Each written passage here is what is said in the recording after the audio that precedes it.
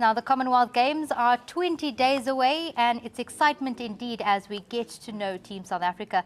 Joining us now in studio is Cameron van der Burgh, who absolutely needs no introduction, and Marlies Ross, who's going to compete in her first Commonwealth Games.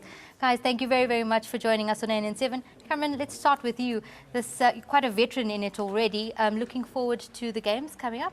Yeah, definitely. I think it's my second Commonwealth Games, so I'm really looking forward to it. And you know, we can just try to see if we can capitalise on the performances from London and Barcelona last year. We've sort of gained a lot of traction, and there's a lot of juniors also coming along. I mean, for her, it's her first Commonwealth Games, so hopefully we can give her a little bit of experience and take her under our wing.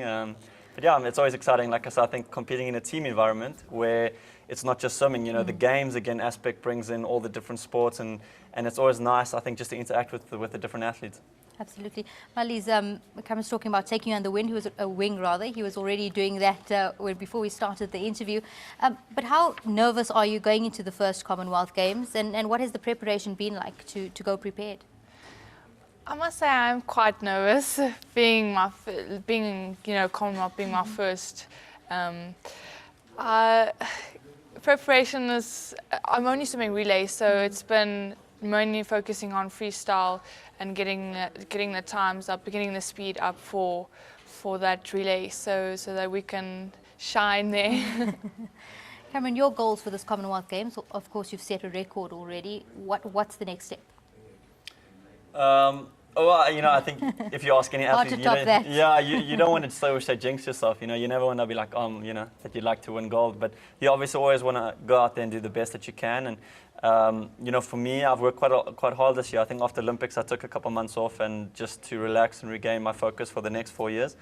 And yeah, this year I've done some really great training. So we'll see. I think if I could do a new personal best, you know, that would be quite nice. And I think my strategy always going into the games or into any competition is always just to focus on myself. And you know, I always believe that if you do the best that you can possibly do at the end of the day, and you deserve to win, you know, then you can be happy. If you get second and you, like I said, you did all that you could and you came second, then you deserve it and you should be happy. Marlies, you were training in France recently at the Mahreen Nostrum. What was that like for you? It was amazing. It was my first time going there, and I gained a lot of experience, you know, racing so much in so little time, and while training, I think it helped a lot, and seeing all the other guys like Chad and Miles and Karen compete against the top in the world and making finals and winning and all of that just gives me the, you know, how can I say, it gives me that motivation to also be like them and to also step up and prove to South Africa and to myself that, you know, I can get medals. Cameron, she chatted about Miles Brown, but there's also a lot of other youngsters that are coming through the team. Just take us through who the names will probably be to watch during the Commonwealth Games. You know, I think personally, I think Miles obviously is, shall we say, up and coming. You know, he did quite well last year at the World Championships, and I think he's got some things to prove. I think also Commonwealth Games, I think that it's a lot easier for us to make finals considering that there's no USA and the whole of Europe is not concerned. So I think for a lot of the juniors, it's also great for them to shine now. You know, you can get a second swimming come top 16. It's a little bit easier to make, and it's a good stepping stone, I think, from here to the World Championships next year. So, you know, I wouldn't be surprised if we get a couple superstars coming up, and you know, it's always, I think, if you just get that first break, you just get that first semi-final after the morning swim, you can actually improve, and you sort of build so much on that. You know, like I said, you go from one step from the heats to the semis, making to the final, and you never know. You know, guys can stand up and on the day bring out a medal. Now, Barcia was put on the map when he beat Michael Phelps this time. It's great to see him just grown into a top performer. Yeah, definitely. I mean, Dylan is such a talented kid. You know, he left South Africa, I think, 2-3 years ago, and he's been doing some really great training in Arizona, I think it is. If I'm not mistaken, I think it's Arizona. And yeah, he's been doing a lot of racing over on that side, and you know, he's still focusing at the moment on, shall we say, it's the yards version.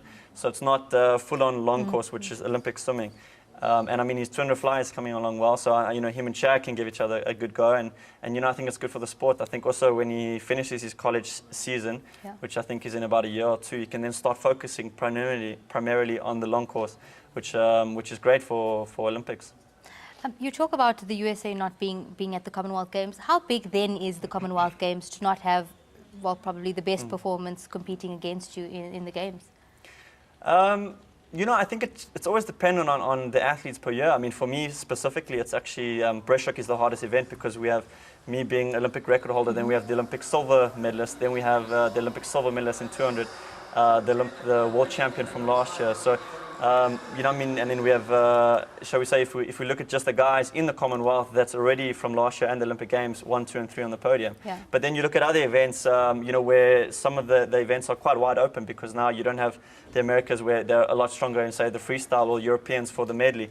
So it's always a mix, you know. I think, like I say, from year to year, it's always just changing the swimmers. I mean, when I went 4 years ago, the breaststroke wasn't particularly strong, and now it's the strongest. You know, in 4 years' time, you go again, and breaststroke might be weak. I'll be retired, and butterfly will be the strongest. So. Liz, maybe let's just look at women in swimming. Karen Prinsloo did very well in the meet in France. What kind of inspiration has she been to you, and what is, if you've been speaking to her, what has been her goals for the Commonwealth Games? Well, Karen and myself were roommates during this tour, so I've learned a lot from her, how she races, what she does before race, you know, her strategies, how she prepares herself, and I think that's all that you can gain from your first experience, and from there on you can build, like for yourself, you can build on that, and using Karen as an example, and I think she's aiming to get a medal at Commonwealth. She's definitely a contender. She's I don't know, done very well this couple of months, and she stepped up, especially in Australia at the beginning of the year. And now having Australia coming to the Commonwealth, she's going to have a main competition there. So I think it's going to be tough, but I think she really wants that medal. Cameron, what's next after the Commonwealth Games? For us, after the Commonwealth Games, we have our South African short course, which is directly the next weekend. So it's nice Hectic. timing. So yeah, we go there, we qualify for the World Championships in December, and then after that, I'm going to take a small vacation. You know, everyone needs a little bit of holiday, and then yeah, back into the training. Then I think we head off to World Cup, which is traveling all around the world. It's so we say predominantly been dominated by South Africans actually. So it's a great one for us to keep going at, and you know, I think a lot of the public like to see us competing live on the television, especially after London. Swimming's become so popular. So yeah, we have to try and do the nation proud. Guys, we wish you all the best. Thank you very much. Thank you. Thank you.